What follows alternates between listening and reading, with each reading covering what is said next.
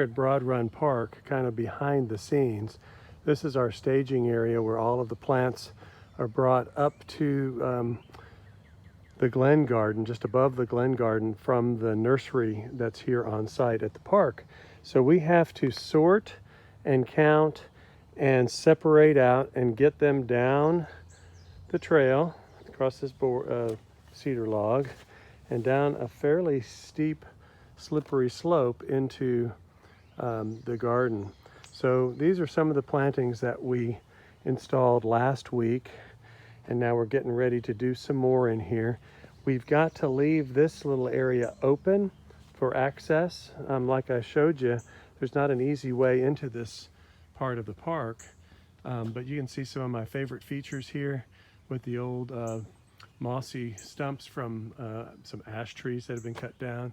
They have decided to leave the old cedar snags, which are really, really cool here.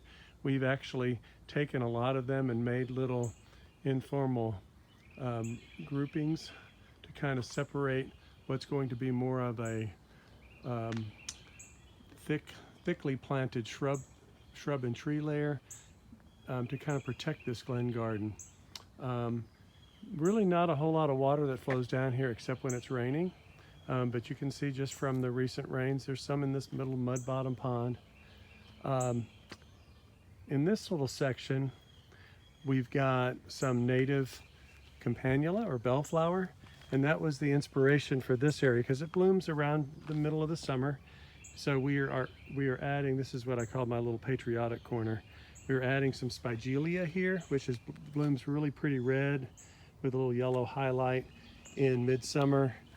The campanula will be blue, and then we're getting ready to plant some snakeroot or semicifuga or bugbane. So we'll have our white, our blue, and our red, which will be, I think, pretty fun in midsummer. Getting ready to plant some turtle head in here in this kind of wet section.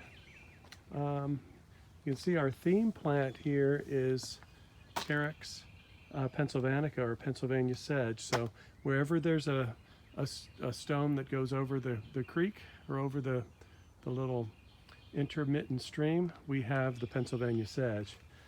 There was a lot of really cool twin leaf that has kind of migrated from Twin Leaf Ridge up the way.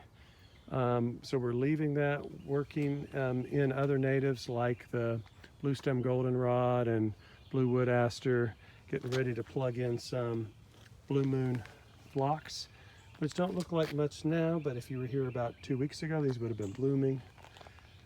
So we've still got a lot to do out here, but we're waiting on a lot of the plants that are going to be part of this kind of little boggy garden here. So right now it's just kind of muddy, a lot of jewelweed popping up in here, but we have been able to plant a few sections here with cardinal flower and some of the different ferns and things. So you'll have to stay tuned and see how this area develops.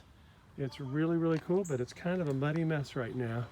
Our ultimate plan is to come in and bring some more stone and a Wash River gravel once we get a handle on all the mud from the construction of the project. So you'll have to get out and see the Glen Garden when it's all complete. They did actually have the ribbon cutting, but since the ribbon cutting on Friday and people were able to come through here, now that we're back in here working, they put some ribbon up to try to keep people out for a little bit, because in a few minutes my crew will be here and there'll be a lot of guys and wheelbarrows and dirt flying.